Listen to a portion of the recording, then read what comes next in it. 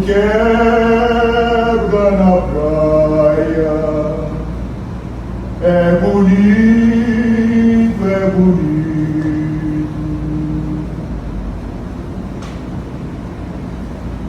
O mar, quando quebra na praia, é bonito, é bonito.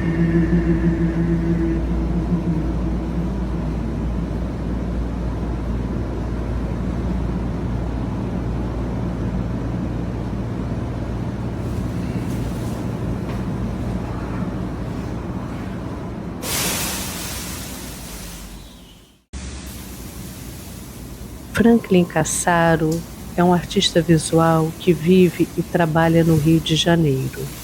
Dentro de um recorte da sua ampla produção, seus infláveis conciliam diversas questões, como a criação de estruturas tridimensionais e sua relação com o corpo e os espaços arquitetônico-ambiental, a performance, a arte sonora, o cinetismo, um latente experimentalismo no que se refere aos materiais empregados, assim como, e principalmente, uma estética absolutamente fenomênica. Como obra tridimensional, não propriamente escultórica no seu sentido tradicional, passa a existir a partir do gesto performático do artista, quando, muitas vezes, retira-a do bolso da sua calça, desdobrando-a e movimentando-a para que ganhe corpo através do ingresso do ar no seu interior. Trata-se certamente de uma resposta histórica às experimentações construtivistas que valorizavam as superfícies externa e interna das estruturas tridimensionais, quando o vazio passa a ser percebido como o pleno de ar. No âmbito da escultura tradicional, a sua carnalidade, sua interioridade, muitas vezes determinada pela materialidade dos materiais utilizados, como a pedra, por exemplo, é superada pelas descobertas científicas do início do século XX, especialmente pela compreensão do espaço quadridimensional, quando o volume explode e a superfície, na sua dualidade interior-exterior, passa a ser explorada. O vazio ganha corporeidade. O aparente vazio presente no interior dos infláveis de Cassaro, na verdade preenchidos pelo ar, seja através de seus gestos, seja por meio de ventiladores, retoma um elemento histórico da arte ocidental.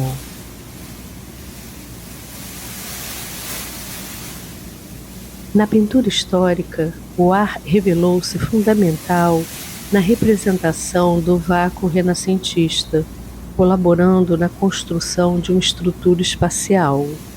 Ou quando Marcel Duchamp, a partir de uma abordagem conceitual, supostamente manteve num recipiente o ar de Paris.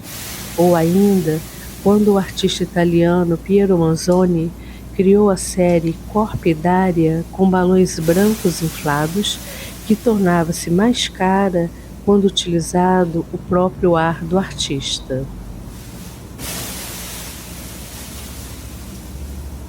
No caso dos infláveis de Cassaro, o ar constitui-se relevante ao exercer uma função estrutural responsável pela sustentação da obra.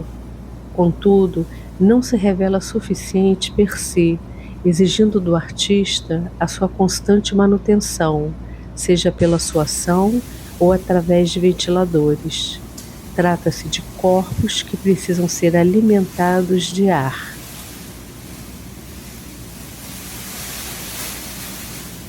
A corporeidade dos seus infláveis alterna-se entre fragilidade e potência, ao manter-se dependente deste elemento.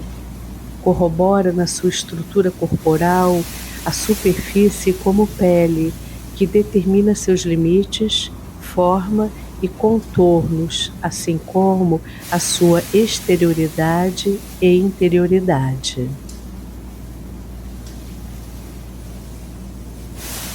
Ao ser inflada pelo gesto-ação de Cassaro, sua estrutura hibridiza-se ao conciliar elementos da performance.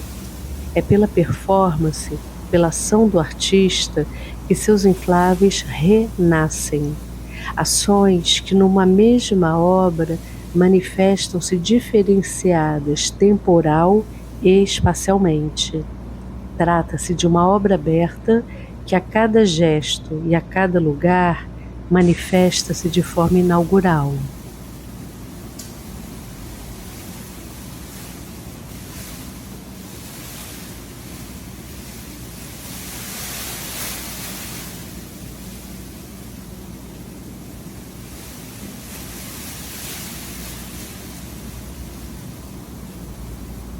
Em alguns casos, seus infláveis suscitam uma ação performática fundada num corpo coletivo, à medida que convidam o público à sua experienciação. A ação performática não se restringe apenas àquela de Cassaro, senão de todos que participam daquele acontecimento.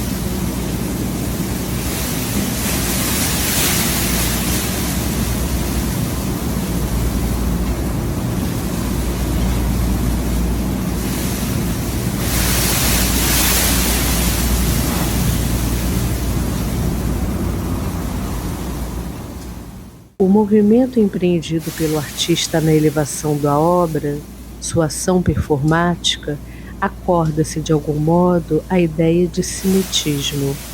Apesar do conceito de cinetismo haver surgido na década de 50 em Paris, há de se considerar as suas inserções nas experiências estéticas do construtivismo russo nas primeiras décadas do século XX.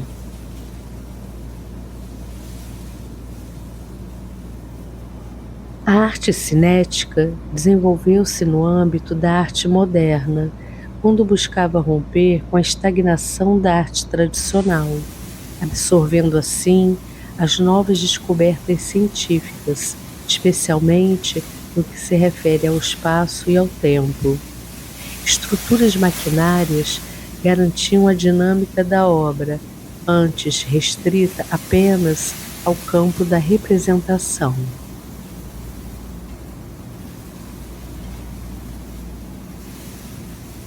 Contudo, o cinetismo aqui, localizado nos infláveis de Cassaro, refere-se àquele abordado por Lygia Clark, quando seus bichos foram associados a tal estética. De acordo com o artista, o cinetismo não estaria na obra, como de praxe, senão na ação do sujeito ao manipulá-la, no próprio corpo.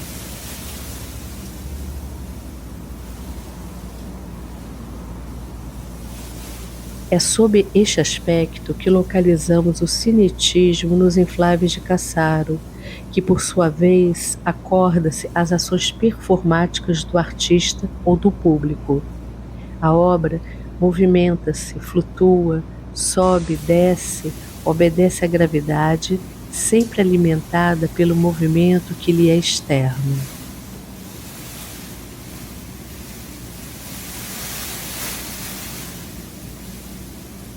O lugar da obra tem participação relevante no seu processo de reconstrução. Trata-se de um corpo escultórico que está em relação a outros corpos, do sujeito, da arquitetura ou da natureza. De acordo com Jean-Luc Nancy, o corpo não se restringe à sua fisicalidade, senão à sua relação de estar e se relacionar com o mundo, constituindo-se como um corpo compartilhado, ao conectar-se com o outro, assim como com o ambiente. Para o autor, o corpo está sempre em relação ao que lhe é exterior, inexistindo assim a sua completa autonomia.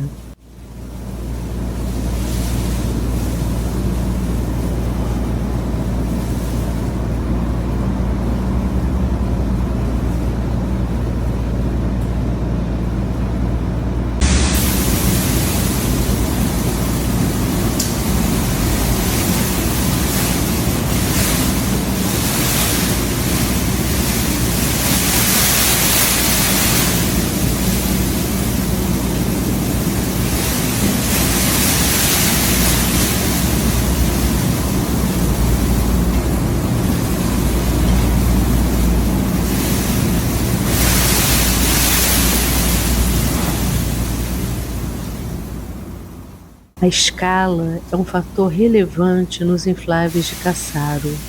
Quando inseridos em espaços arquitetônicos no seu interior, sua relação com o corpo arquitetônico determina sua própria dimensão de existência. A obra converte-se numa arquitetura dentro de outra arquitetura, melhor, um corpo-obra dentro de um corpo-arquitetura.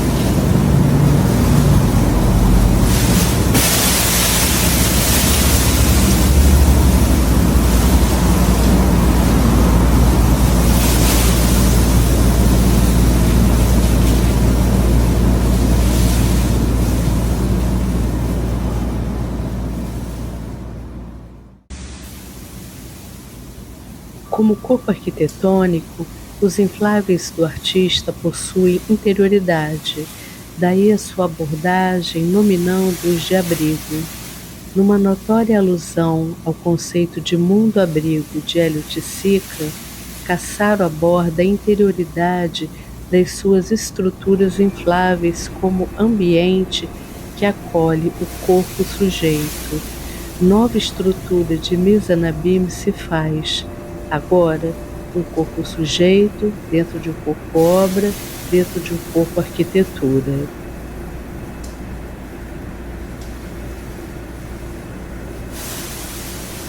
Experimentar sensorialmente os espaços internos das suas obras significa ofertar nova realidade que difere dos espaços funcionais da arquitetura em seu sentido mais tradicional.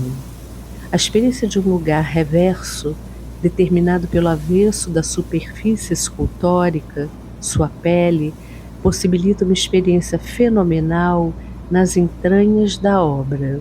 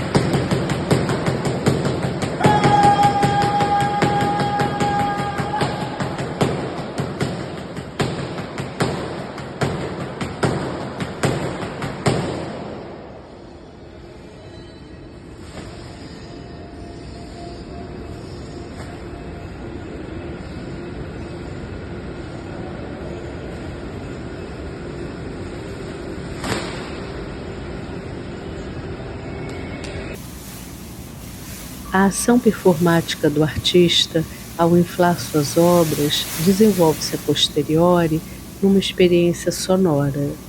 A arte sonora não tem relação com a música no seu sentido tradicional, ao abdicar da sua estrutura harmônica, rítmica ou melódica. Ao explorar a experiência espaço-temporal, quando utiliza ruídos, sons do ambiente, gravações, sons eletrônicos ou ainda o próprio silêncio, a arte sonora promove uma reflexão crítica sobre a própria realidade.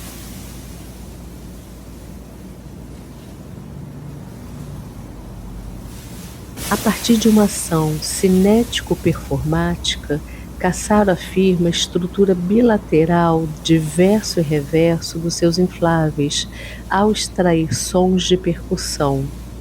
O som advindo de suas estruturas ocas é nominado como som oco ressonante. O vazio interior promove a vibração e amplificação dos sons, criando assim uma ressonância. Dependendo dos materiais utilizados, dos tamanhos das cavidades, os sons podem variar entre grave, profundo ou ecoado.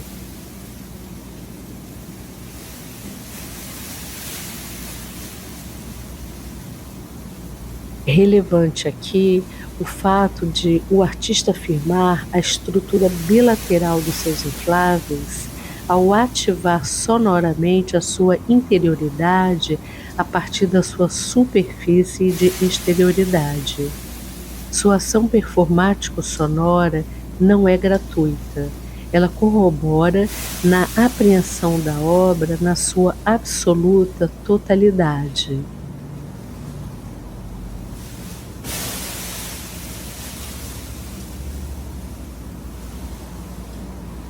Os materiais utilizados pelo artista também afirmam a experiência do real a partir de uma dimensão política, em que questões vinculadas ao capitalismo, à sexualidade, à sustentabilidade, dentre outros, promovem uma reflexão crítica sobre as suas diferentes camadas. Muitas vezes, dependendo do material utilizado na obra, sons sujos, ruídos, emergem ao ser manipulada pelo artista, corroborando assim tautologicamente na afirmação da sua estrutura.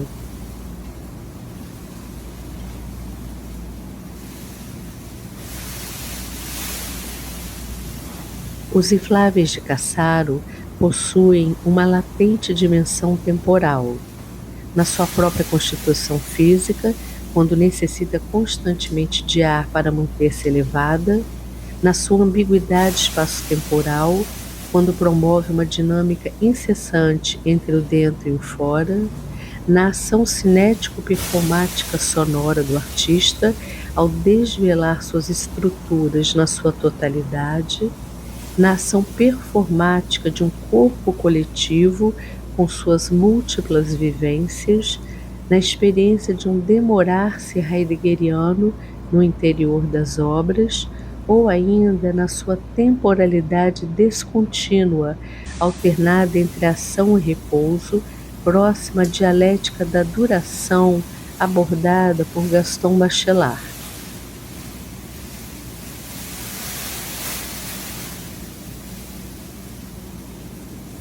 A leveza das suas estruturas infláveis, ocasionalmente flutuantes, próximas às formas de travesseiros, podemos associar aos objetos do cotidiano, o quarto, a cama, o abrigo, uma espécie de metáfora do acolhimento, do sonho, da interioridade. Seus infláveis operam numa esfera de intimidade, quando suas formas, pertencentes ao cotidiano, ofertam nova experiência ao sujeito.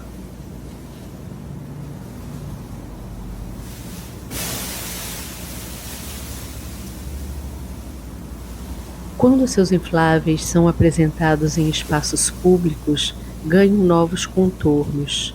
Se no período moderno a cidade foi pensada na sua dimensão de função, hoje ela se inscreve numa dimensão de existência, em que as artes visuais têm participação ativa nesta nova condição. A arte que existe nos espaços públicos não se constitui como produto, não lida com as questões de compra ou venda, mas como objeto de consumo, contudo, de algo já consumido, uma vez que já faz parte do organismo da cidade.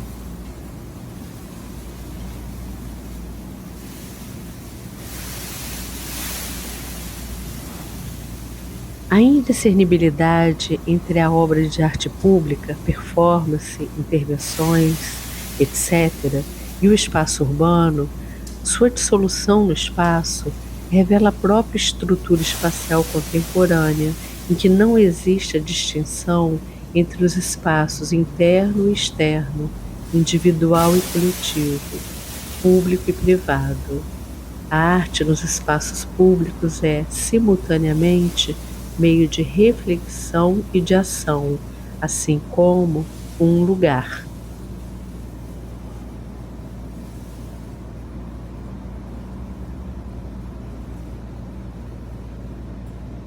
De outro modo, quando seus infláveis estão inseridos no espaço natureza, promove um convite à ação, ao constituírem-se como instrumentos provocadores de uma ressensibilização da experiência com o mundo no seu estado mais natural.